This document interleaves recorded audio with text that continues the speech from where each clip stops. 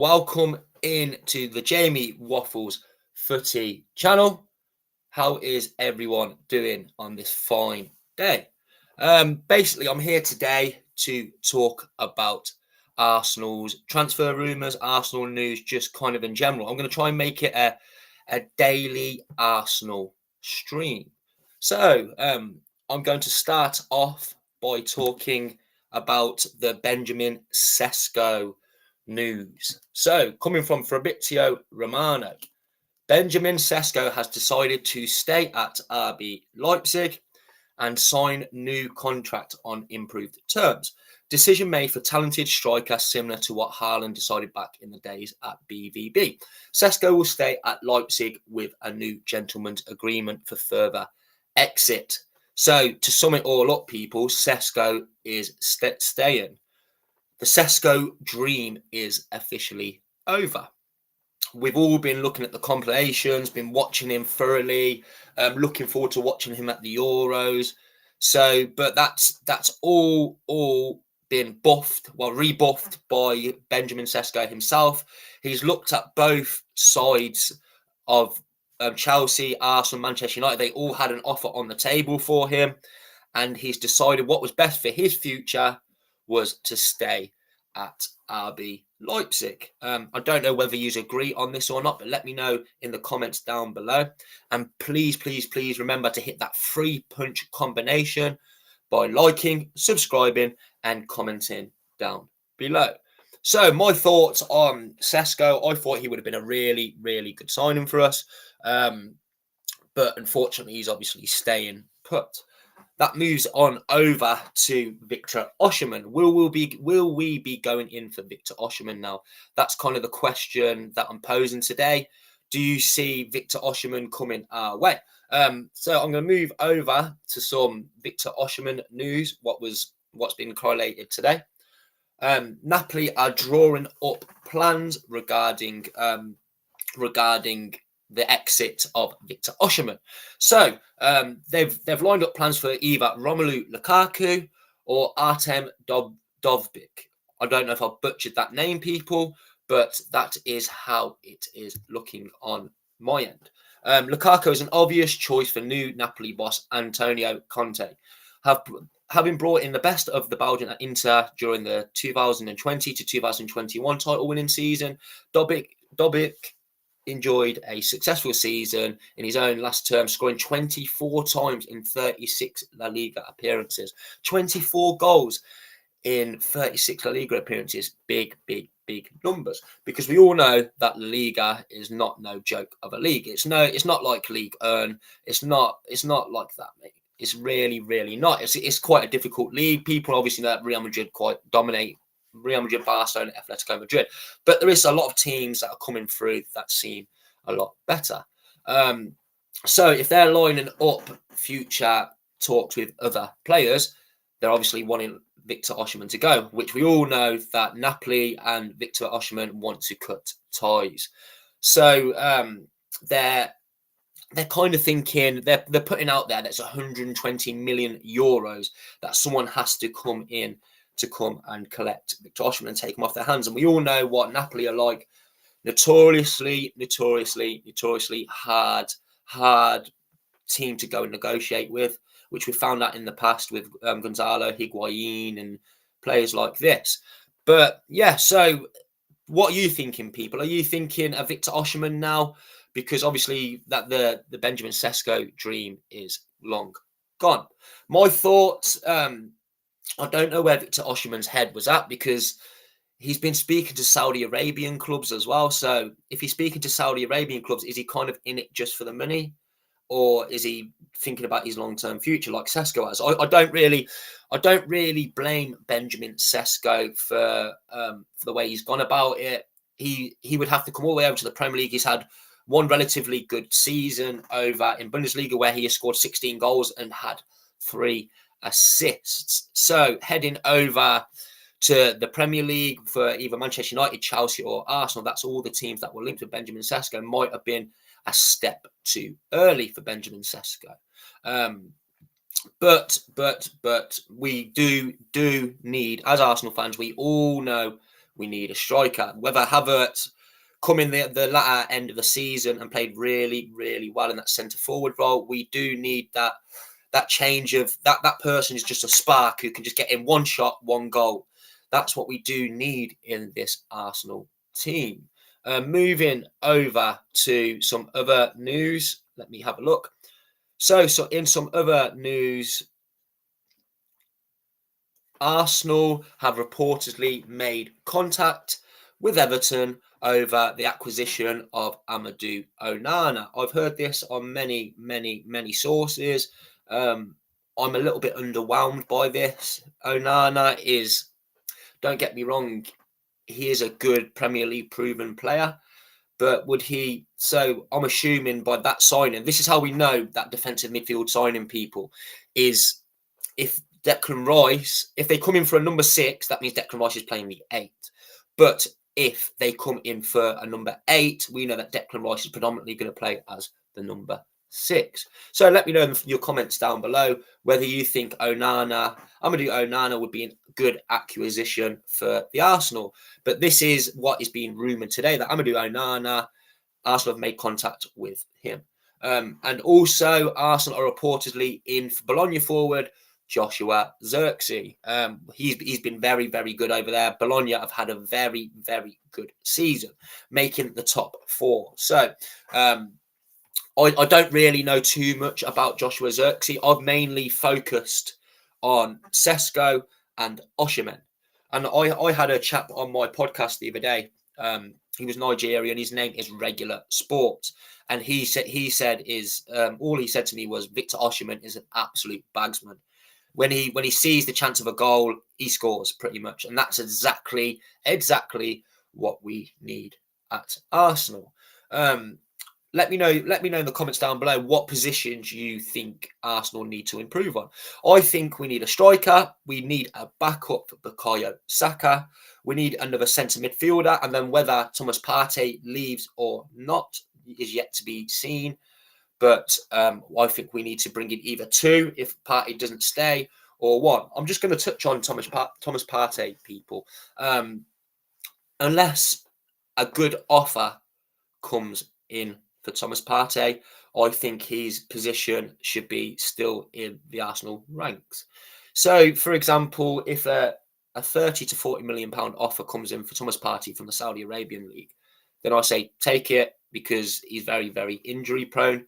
But we do all know that Thomas Partey on his day is a very, very, very good centre midfielder for Arsenal. You think the season before, when we didn't have Declan Rice, Thomas Partey ran that midfield, and I'd say he was up there as one of the best central defensive midfielders in the league.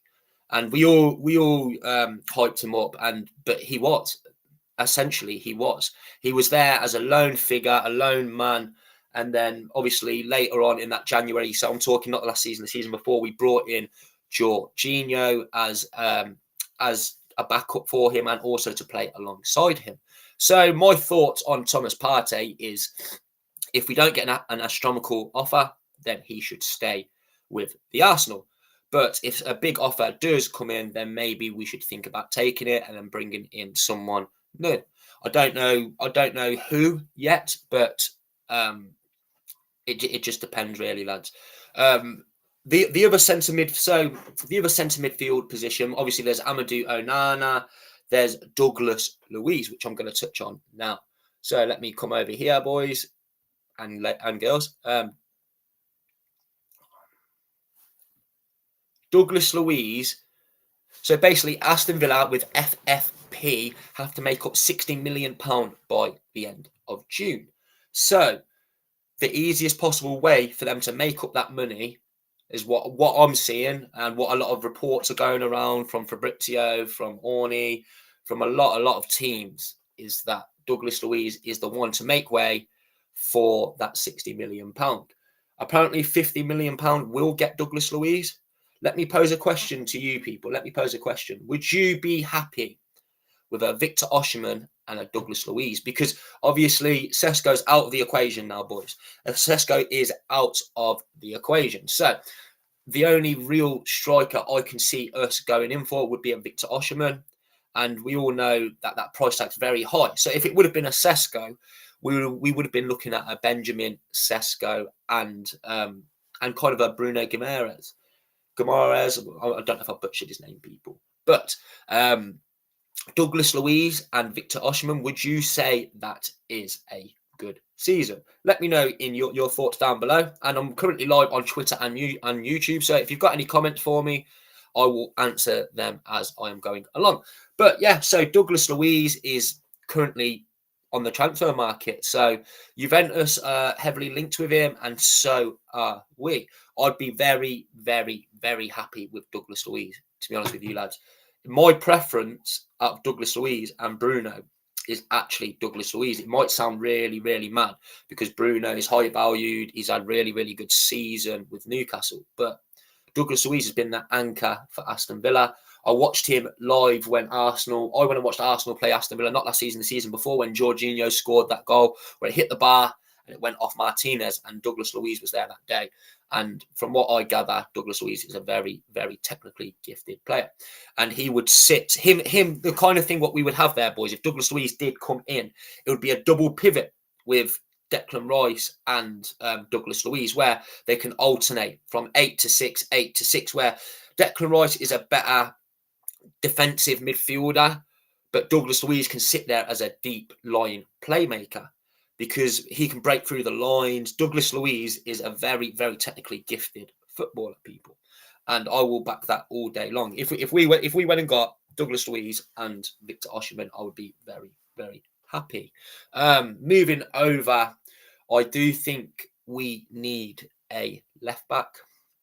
One predominantly, obviously, Yorian Timber's coming back, but if we see some people going out, then maybe we could see another left back come in. Whether that remains to be seen. Whether that Hato, I think Hato may have signed a new contract. I don't know if I'm wrong or right, but yeah. So the main news, what's coming out today, is the Benjamin Sesko news. So also, I'm going to touch on a youngster. Let me pull him up.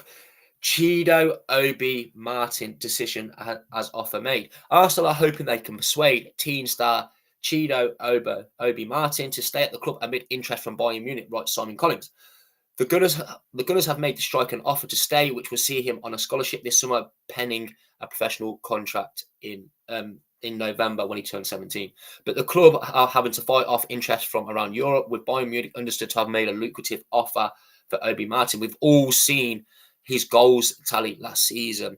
Unbelievable. He's one of the... So, gathering what the pace is picking up from the youth squad, he's one of the best youth academy products to come out of Arsenal, and we must do our utmost to keep him. Ajax, Borussia Dortmund and Copenhagen are all interested in the teenager, who is not restricted by Brexit rules and moving abroad to another European club due to the fact that he's Danish. So basically, in hindsight, Obi Martin, he can go and get a first professional contract, moving to Bayern Munich, moving to Ajax, moving to Copenhagen, or moving to Dortmund. Whereas if he stays here with Arsenal, he will still be on a scholarship deal until he turns 17 in November. So if he wanted to stay here, he would have to play the waiting game for his first professional contract. So he could be looking at the bigger picture. Bayern Munich are coming in and looking to grab his talent. But hopefully we keep him. It's just a shame because of all this Brexit thing that other European clubs can come in and take our players, which is looking... Apparently they're in advanced talks as well, but I really, really, really don't want to see this happen.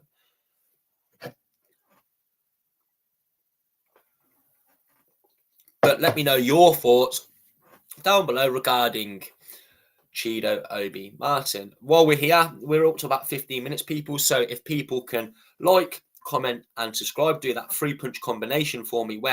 From now on, I am going to be doing daily Arsenal transfer news. Obviously, today I'm recording about midday, so maybe next week I'll be doing evenings. But from here on out, up to the Euros. So for the next day, so we're currently on Monday. Currently Tuesday, sorry, people.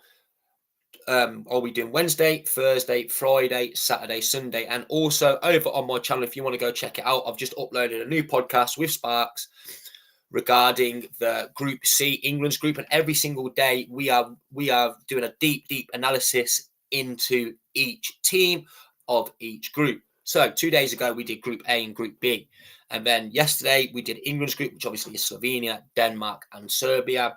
And looking into the Serbian team, we've seen some very good players. So if you want to go check that out, people.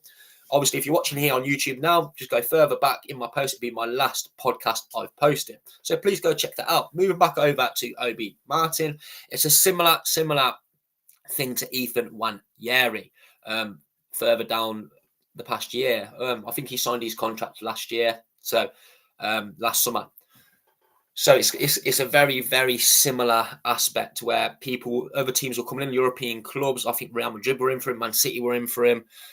And he chose to stay. But these type of young players at Arsenal, at any club in England, they can't sign a professional contract until they turn 17. So over in Europe, they can do it when they're 16. So that, touching on that, it's a bit of a hard one, people, because if you were Obi Martin, Bayern Munich and Dortmund and Ajax are coming in, and we all know what Ajax can do for younger players. Does he think he's going to get a chance in this Arsenal squad, knowing he's a striker and we're going in for a big hitter like Victor Osimhen or it was Sesko? He can see all these transfer news. He knows Arsenal needs a striker.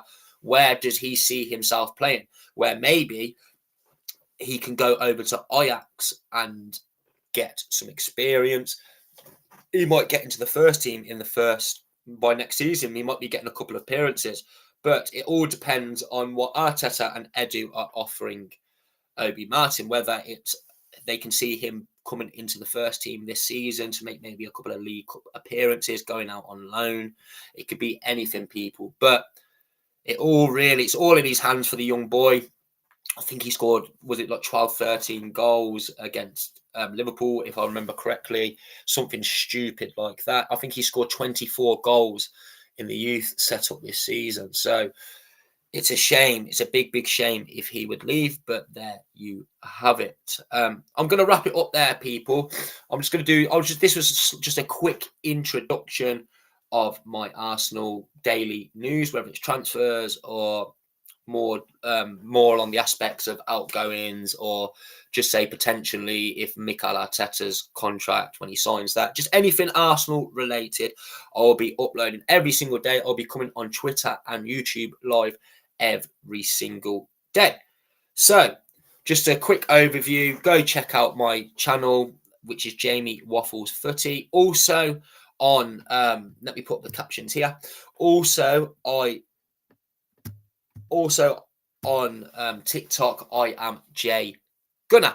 So, and if people as well, let me just quickly, sorry people, here we go. So this is Sparks' one as well. So if people know Sparks from Twitter, he has a channel called We're the North Bank, where me and him do regular, so daily, this month for the Euros, we're doing daily stuff for the road to the Euros. So if everyone wants to go check out Sparks as well, and if you've enjoyed the content I have given today, like I said, it's just a quick introduction, a quick view into Arsenal's news for today. Whereas tomorrow there'll be a bit more research. I'll have a look into it a bit more, but I've just literally quickly jumped on. I've had the thought in my head and said, you know what? I've got time to do some Arsenal news every single day. So I'm here to give the people what they want. Thank you for tuning in to Jamie Waffles Footy. I've been Jamie, and comment, like, and subscribe. Do that 3-punch combination, people. Thank you so much for joining in. Thank you. Bye-bye.